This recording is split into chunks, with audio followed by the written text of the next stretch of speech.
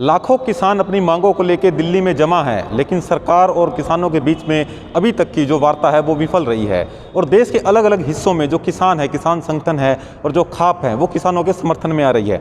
हांसी में रोगी खाप है, ये किसानों के समर्थन में आई है। और आज रोगी खाप की जो पंचायत हांसी की जाट धर्मशाला में हुई है, तो रोगी खाप से जुड़े हुए जो प्रतिनिधि हैं उनसे हम बातचीत करते हैं कि इस पंचायत में क्या निर्णय लिया गया है और आगामी किस प्रकार से वो किसानों के आंदोलन जो है इसमें वो सहयोग करेंगे। सर, आपका नाम?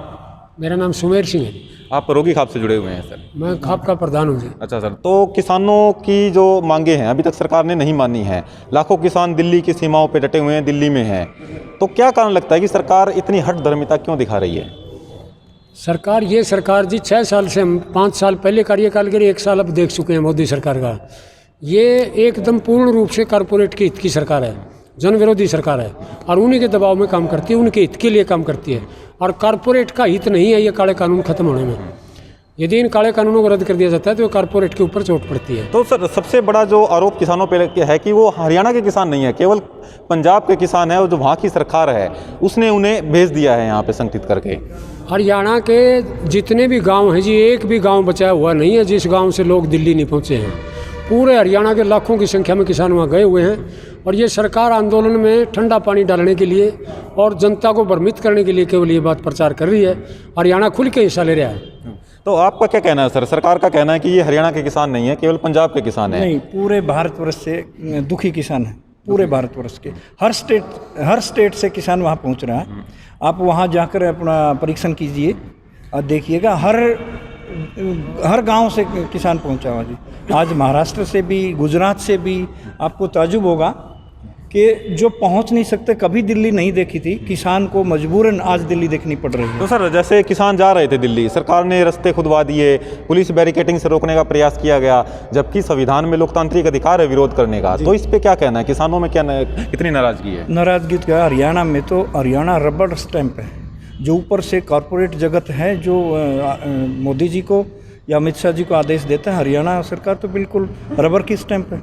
तो इस प्रकार के जो कदम किसानों के खिलाफ उठाए हैं सरकार ने, क्या लगता है कि क्या खामियाजा उठाना पड़ेगा सरकार को? सरकार ने गड्ढा अपने आप खोद लिया है। अच्छा। ये गड्ढा सरकार ने खोदा है, सरकार इसमें औंधे मुँह गिरेगी। अच्छा, एक आज़ाद जो एमएलए हैं उन्होंने भी समर्थन में अपना सरकार से दूर हट गए हैं। पृष्ठभूमि किसान की है, किसान के दिल में दर्द होता है। आज के किसान क्यों, देखो किसान के साथ जुड़ा हुआ जो भी मजदूर है, कर्मचारी है, प्रत्यक्ष और अप्रत्यक्ष किसी प्रकार जो किसान से जुड़ा हुआ उसके मन में दर्द है, और जिसके मन में दर्द होगा वह पुकारेगा। तो जेजेपी की पार्टी है जो इनेलो से निकली थी और किसानों की पार्टी कहा जाता है, जी जी, जो देवीलाल जी थे उन्होंने भी किसानों के लिए अच्छा काम किया, तो वो सरकार के समर्थन में है फिलहाल और कोई बयान नहीं है। तो क्या किसानों में जेजेपी को लेकर क्या रवैया है किसानों? देवीलाल जी अमर रहे, वो सरदेह हैं, वो किसानों के मसीहा थे।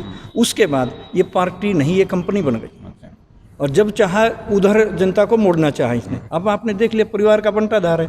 2500-3000 से ऊपर वोट नहीं आते, 3-4 इलेक्शन जेजेपी पार्टी जो समर्थन में है, 10 सीटें हैं। जेजेपी समर्थन थोड़ी, वो तो कंपनी बना के उन्होंने अपना लूटन खसोटन का धंधा शुरू कर रखा है। तो किसान नाराज हैं जेजेपी से, जो किसानों की पार्टी थी? 100% नाराज है। तो क्या खामियाजा भी भुगतना पड़ सकता है पार्टी को? जिस दिन जेजेपी के जो सुप्रीमो क्या नाम दुष्यंत चौटाला जी ने बीजेपी की गोद अपना ली थी, उसी दिन से इस पार्टी का उल्टा गेर शुरू हो गया। चलिए हम और किसानों से बातचीत करते हैं। सर, आपका क्या कहना है, क्या किसी कृषि कानून किस प्रकार से किसानों के हक में नहीं है? सरकार इतना जोर लगा रही है, हर रोज बता रही है कि ये 3 कृषि कानून किसानों के हक में है। आप बताइए कि कैसे ये हक में नहीं है?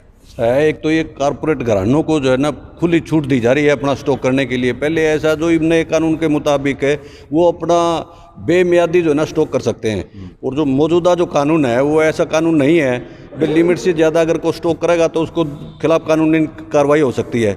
इन्होंने उस कानून को हटाने के लिए और कारपोरेट घरानों को जो है ना मदद पहुँचाने के लिए ऐसे कानून लाए गए। एक जो मंडी व्यवस्था है, इसके ऊपर भी किसानों का कहना है कि मंडी व्यवस्था को ख़त्म करने का, जबकि सरकार बोलती है कि मंडी व्यवस्था कायम रहेगी।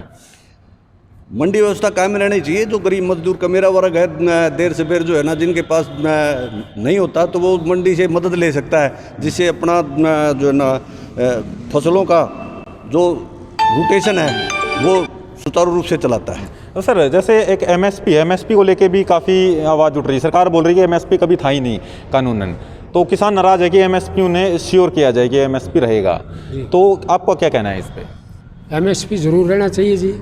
यदि एमएसपी नहीं रहेगा तो किसान की फसलों को बहुत सस्ते दामों पर लिया जाएगा, उसमें किसान उजड़ जाएगा, जो भी किसान के पास बचा है वो भी नहीं बचेगा। एमएसपी को कानूनी रूप दिया और एमएसपी को हम चाहते हैं लिखित तौर पर कानूनी प्रावधान किया जाए और उस कानून में दर्ज किया जाए कि एमएसपी से नीचे जो भी खरीदेगा व्यापारी, उसको कानूनी तौर पर सज़ा मिलेगी। तो सर, आपने अभी निर्णय क्या लिया? आपकी मीटिंग हुई है, किसान जो बैठे हैं अपनी मांगों को लेके, कैसे उनका सहयोग किया जाएगा? उनके समर्थन में क्या करेगी आपकी खाप?